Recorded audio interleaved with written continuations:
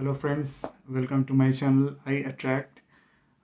इस टॉपिक को शुरू करने से पहले एक मेरी बहुत डीप रिक्वेस्ट है कि अगर आपने अभी तक हमारे चैनल को सब्सक्राइब नहीं किया है तो प्लीज़ प्लीज़ सब्सक्राइब कर लें, ताकि आप ऐसे ही वीडियोस पे जो भी अपडेट आए वो आपको मिल सकें और डेफिनेटली इससे हमारा हौसला भी बढ़ता है। तो फ्रेंड्स, आज का टॉपिक हम शुरू करते हैं। ये एक बहुत ही कॉमन टॉपिक है और बहुत ही इम्पोर्टेंट टॉपिक है। वो टॉपिक है फियर ऑफ रिजेक्शन। आप फियर ऑफ रिजेक्शन से का सामना आपका बचपन से हो रहा है, राइट? मेरा भी हो रहा है जैसे आपका हो रहा है। फियर ऑफ रिजेक्शन बचपन से ही हम किसी काम को करने से पहले बहुत बार सोचते हैं कि ये काम मुझसे होगा या नहीं। और कई बार तो हम धारणा बना लेते हैं कि ये काम मुझसे नहीं होगा, कंफर्म नहीं होगा, किसी और से चाहे हो चाहे ना हो, मुझसे तो नहीं होगा। तो फ्रेंड्स, कहीं ना कहीं हमें इस चीज़ को ओवरकम करना पड़ेगा अपने लाइफ में। आने वाले टाइम में अगर आप कॉरपोरेट में काम करते हो या आप किसी कंपटीशन की तैयारी कर रहे हो, किसी इंटरव्यू के लिए जाओगे या किसी किसी फैमिली गैदरिंग, किसी party function, any occasion friends, आपको अपने डर को जीतना बहुत ज़्यादा ज़रूरी है। आपने ऐड देखा होगा ना, वो डर डर के आगे जीत है, माउंटेन ड्यू का। तो गलत नहीं है, डर के आगे ही जीत है। तो आपको डर से you have to win, you have to overcome your fear, fear of rejection, कि अगर मैं रिजेक्ट हो गया तो क्या होगा। कहीं ऐसा तो नहीं होगा कि मेरी इमेज ख़राब हो जाएगी या कुछ भी होगा। मतलब आप डरते हो बहुत ज़्यादा, उस डर को निकाल फेंकना है डेफिनेटली फ्रेंड्स। ओवरकम करना उतना मुश्किल नहीं है। कुछ पॉइंट्स हैं जिन पे बात करके हम इस चीज़ को ओवरकम कर सकते हैं, अपने फियर ऑफ रिजेक्शन को। जैसे, understand the nature of rejection. कोई भी काम अगर होता है, कोई भी रिजेक्शन अगर होती है, मान लो आपने किसी चीज़ के लिए आपने इनिशिएटिव लिया, आपने कोशिश की, एटलीस्ट आपने कोशिश की। अगर आप मान लो रिजेक्ट होते हो तो उससे क्या आपकी इमेज बहुत ज़्यादा ख़राब हो जाएगी, या कहीं ऐसा तो नहीं होगा कि आपको दोबारा चांस नहीं मिलेगा? नो माय फ्रेंड्स, ऐसा कुछ भी नहीं होगा। इनफैक्ट अगर आप रिजेक्ट होते हो तो ये एक अपॉर्चुनिटी है आपके लिए आगे ग्रो करने की, और अपनी जो आपने कोशिश की उससे सीख के और आगे बढ़ने की।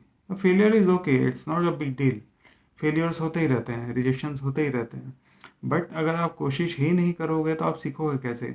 चाहे वो इंटरव्यू हो या कोई भी कंपटीशन हो, अगर आपने पहले ही सोच लिया कि मैं नहीं कर पाऊँगा, मैं मुझसे नहीं होगा, तो डेफ़िनेटली अगर आप कोशिश ही नहीं करोगे तो आपसे नहीं होगा।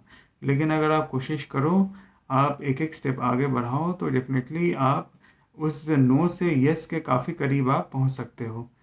और जैसे जो चैलेंजेस आते हैं आपके नेगेटिव बिलीफ्स में, जैसे मैंने कभी ट्राई ही नहीं किया इस चीज़ को करने के लिए, क्योंकि मुझे पता है कि मैं कभी सक्सीड नहीं करूँगा।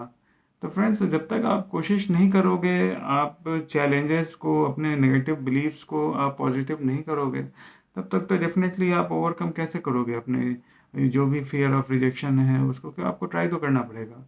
सो definitely you have to overcome. एक माइंडसेट बना लो कि let's do it. Let's do it की मतलब चलो ठीक है, जो होगा देखा जाएगा। तो जो होगा देखा जाएगा में क्या होगा कि आप ट्राई करोगे। ट्राई करना बहुत ज़रूरी है फ्रेंड्स। चाहे आप रिजेक्ट हो या पास हो, कुछ ना कुछ लर्निंग एंड अपॉर्चुनिटी इस चीज़ में रहती है। Then self confidence. आपको सेल्फ कॉन्फिडेंस होना बहुत ज़्यादा ज़रूरी है। कई बार आप बड़े बड़े प्रोफेशनल्स को भी आप देखोगे, अरे यार ये काम मुझसे नहीं होगा, या मुझसे ये काम नहीं हो सकता है, मैं उस चीज़ को नहीं कर सकता या कर सकती। तो फ्रेंड्स, जब आपने पहले ही सोच लिया कि आपसे नहीं होगा तो डेफिनेटली आपसे नहीं होगा। तो आपको अपने आप को उतना कॉन्फिडेंट बनाना है कि आप में कुछ ना कुछ तो एबिलिटी है। सबसे पहले मैं एक बात बार बार बोलता हूँ फ्रेंड्स, कि यू आर द बेस्ट। मैं इस चीज़ को मानता हूँ कि आप बेस्ट हैं। आपको भी ये बात माननी चाहिए कि आप बेस्ट हैं, आप अलग हैं।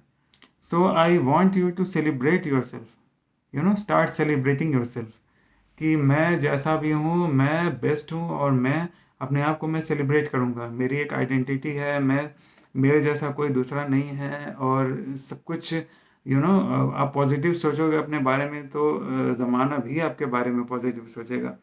तो फ्रेंड्स ये चीज़ें हैं, जैसे आपकी जो भी फियर है किसी काम को करने की, उसका आपको ओवरकम करने में ये चीज़ें आपकी बहुत हेल्प करेंगी। फिर आप इसे एज ए लर्निंग अपॉर्चुनिटी ले सकते हो। चलो ठीक है, फेल कर गए तो फेल करके कम से कम कुछ सीखने को तो मिलेगा, आगे जाके दोबारा ट्राई करेंगे तो जो काम शुरू में बिल्कुल नो था, वो प्रैक्टिस करते करते, ट्राई करते करते यस के बहुत नज़दीक पहुंच जाएगा फ्रेंड्स।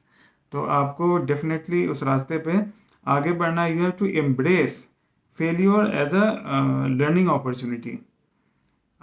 देन आप स्मॉल स्टेप्स लो आगे बढ़ने। स्मॉल स्टेप्स का मतलब क्या होता है कि जैसे आप जिस काम को करने से डर रहे हो, ऐसा नहीं हो कि जोश में आके सीधा आप कूद पड़ो उस काम को करने के लिए। ये सही एटीट्यूड नहीं होगा। सही एटीट्यूड ये होगा कि आप धीरे धीरे छोटे छोटे स्टेप्स लेके उस चीज़ को करने के बहुत नज़दीक पहुंचो। अब मान लो आप यूपीएससी या किसी अच्छे कंपटीशन को ही आप निकालना चाह रहे हो, तो धीरे धीरे स्टेप बाय स्टेप आपको तैयारी करनी पड़ेगी। आप किसी इंटरव्यू में जा रहे हो, अगर आप पहले ही सोचोगे यार इतनी बड़ी कंपनी है, मेरा तो होगा ही नहीं, इंटरव्यू दे के क्या फ़ायदा, तो डेफिनेटली आपका नहीं होगा, क्योंकि आपने इंटरव्यू नहीं दिया। आपको इंटरव्यू देना है, आपको अपनी बहुत सारी चीज़ों पे काम करना है जो आपका कॉन्फिडेंस बढ़ाए, जिसमें से हमने कुछ वीडियोस बनाई हैं बॉडी लैंग्वेज के ऊपर, स्किल्स के ऊपर, पब्लिक स्पीकिंग के ऊपर, जो आपको हेल्प करेंगी अपना कॉन्फिडेंस बढ़ाने में। उन वीडियोस को देखें और डेफिनेटली मैं ये आशा करता हूँ कि आप एक पॉजिटिव आउटकम के साथ आप आएंगे। पॉजिटिव आउटकम यानी कि जो भी नेगेटिविटी है आपके दिमाग में, आप जो भी जिस चीज़ से डर रहे हो, आप उस चीज़ को धीरे धीरे नेगेटिव को पॉजिटिव कर लोगे आप। Friends, you have to also what you say self compassion, यानी सेल्फ केयर। आप अपनी केयर खुद नहीं करोगे तो कोई नहीं करेगा, दिस इज़ फॉर श्योर। सो आपको अपनी केयर खुद करनी है, अपने आप को आपको खुद संवारना है, अपनी आइडेंटिटी को बेटर आपको खुद करना है, तभी जाके आप एक कॉन्फिडेंस लेवल आप में डेवलप होगा। और आप इस चीज़ में आप चाहो तो लोगों की सपोर्ट भी ले सकते हो। आपके जो क्लोज फैमिली फ्रेंड्स हैं, या आपकी फैमिली एंड फ्रेंड्स में कोई भी हो, आपके टीचर कोई हो सकते हैं, या आपके कोई कलीग हो सकते हैं, या आप किसी कॉर्पोरेट में हो, किसी कॉलेज में हो, स्कूल में हो, आप कहीं काम करते हो, वर्कशॉप में हो, कोई ना कोई बंदा या बंदी ऐसा ज़रूर होगा जो आपको बिना शर्त के सपोर्ट करे। आपको उससे सपोर्ट लेनी चाहिए, और अपने डर को ओवरकम करने में आपको ये बहुत ज़्यादा हेल्प करेगा। तो फ्रेंड्स, मैं यही होप करता हूँ कि आगे से आप किसी काम को करने से पहले डर के ऐसा ना बोलो कि मुझसे ये नहीं होगा। ट्राई करो, ना हो, रिजेक्ट हो जाओ, it's okay, it's absolutely normal. It's very normal to get rejected. Rejection is okay. मैं बार बार इसलिए बोल रहा हूँ क्योंकि हर रिजेक्शन, हर ना के साथ आप एक यस की तरफ बढ़ोगे, और डेफिनेटली आप उस काम को एक न एक दिन कर ही लोगे। So friends, all the best, and whatever you feel like, you can suggest us in the comment box also, or see you in my next video. All the best, friends. Bye.